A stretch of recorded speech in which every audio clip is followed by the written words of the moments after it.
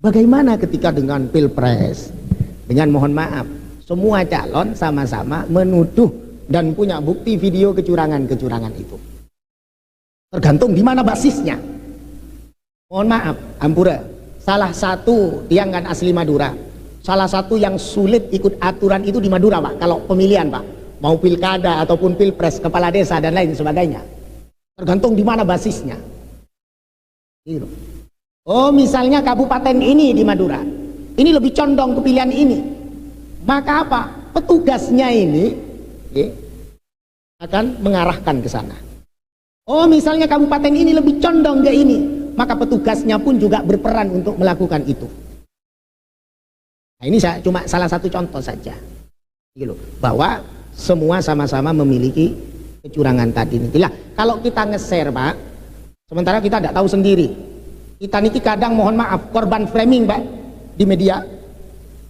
Karena kita sudah punya begini, ketika kita sudah punya pilihan A, B, C, apapun yang menjelekkan tentang paslon lain pasti terpengaruh. Itu jelek menurut kita.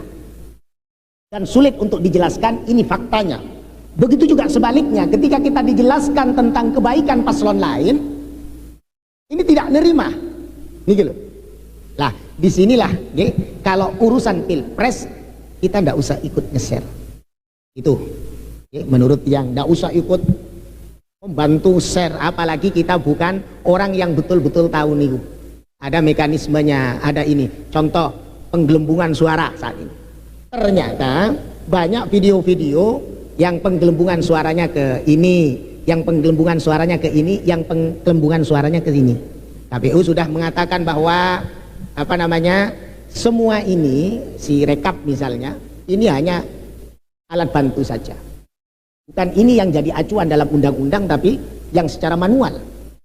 Ini cuma acuan saja, tidak dipakai nanti. Kalau tidak sesuai, tidak dipakai. Termasuk apa namanya, perbaikan-perbaikan. Ada, mohon maaf, ada yang 02 kalau tidak salah, 180 jadi 180.000. Oh, yang lain teriak curang. Ada 01 di daerah Lampung 35 jadi 3,5 juta. Akhirnya yang lain yang bukan 01 teriak curang. Yang 03 ada berapa puluh menjadi sekian ribu. Akhirnya yang lain juga teriak, oh ini curang. Nah, kita menurut tiang, kita serahkan ke mekanisme yang ada. Kita tidak perlu memperkeruh setelah pilpres. Kita doakan saja negara kita ini baik-baik saja. Jadi tidak perlu kita ikutan nge-share, apalagi yang kita tidak tahu kebenaran yang sebenarnya, dan itu perlu dibuktikan nanti di pengadilan. Jadi kalau kita sudah tidak percaya kepada pengadilan, ya sudah, mau gimana lagi. Tapi kalau tiang pribadi, Niki masih percaya dengan proses-proses yang ada. Ini kalau tiang pribadi. Dan tiang mengatakan bicara kecurangan, semua calon ini punya potensi kecurangan. Ada indikasi kecurangan. Ada yang skalanya besar mungkin, ada yang skalanya sedang, ada yang skalanya kecil. Tergantung kesempatan. Ini calon ini sebenarnya tergantung kesempatan, Pak. Kalau bisa punya kesempatan untuk curang, akan melakukan kecurangan. Baik itu pilpres ataupun pilkada ataupun mohon maaf caleg-caleg ini loh, Pak. Banyak yang laporan, Ustadz mohon doanya, Ustadz kita didolimi, suara kita diambil, Ustadz mohon doanya, suara kita ini begini, satunya laporan ini. Bismillah, kalau Allah mentakdirkan pelinggih jadi, siapapun yang berusaha untuk menghalangi tidak akan jadi. Tapi kalau Allah takdirkan pelungguh tidak jadi, siapapun yang membantu pelinggih untuk jadi, maka tidak akan bisa. Itu sudah ketentuan Allah Subhanahu wa taala. Kemudian bicara sistem tadi ini, kalau kita bicara sistem di Islam ada ahlul hilli wal aqdi. Jadi ada istilahnya perwakilan. Nah, perwakilan itulah nanti yang memilih. Nah, ini lebih meminimalisir konflik di antara masyarakat.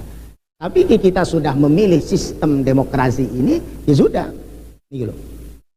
Mungkin pandangan-pandangan semuanya ini yang terbaik, ya sudah.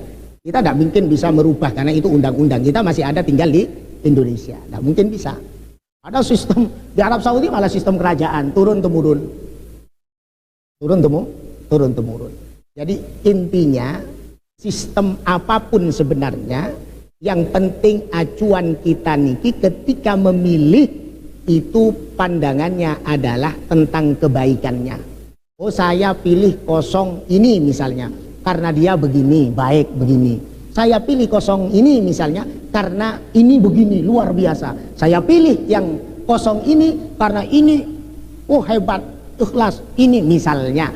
Maka ketika kita memilih karena pandangan kebaikannya, maka sah. Apakah nanti kita berdosa? Tidak mudah untuk mengatakan kita berdosa, Pak. Selama kita memilihnya ini sesuai kebaikan menurut kita. Gitu. Nah, tapi ketika misalnya tidak memandang mau baik, tidak ngurus, yang penting 300.000 masuk kantong, yang penting 500.000 masuk kantong, maka itu nanti ketika pimpinannya zalim, ketika pimpinannya tidak amanah, ketika pimpinannya tidak jujur, ketika pimpinannya ini adalah pimpinan yang bengis misalnya, maka kita juga akan mendapatkan dosa. Tapi ketika sudah kita ijtihad, ini yang terbaik. Ini kan didukung ulama, semua calon ada ulamanya. Contoh 01 ada Habib Rizik, 02 ada Habib Lutfi, 03 ada Habib siapa, 01 ada kiai ini misalnya, ada pondok besar ini yang mendukung, 02 ada pondok besar ini yang mendukung, 03 ada pondok besar ini yang mendukung. Jadi tidak bisa kita mengklaim satu didukung oleh para ulama, satunya tidak. Semua sama-sama ada para ulamanya. Akhirnya apa? Kalau yang dukung ini menurut ini ulama, yang satu itu kan ulama, mohon maaf, itu ulama dunia, itu yang bukan ulama lurus. Akhirnya ada lagi, tidak akan pernah selesai kalau seperti itu. Maka apa?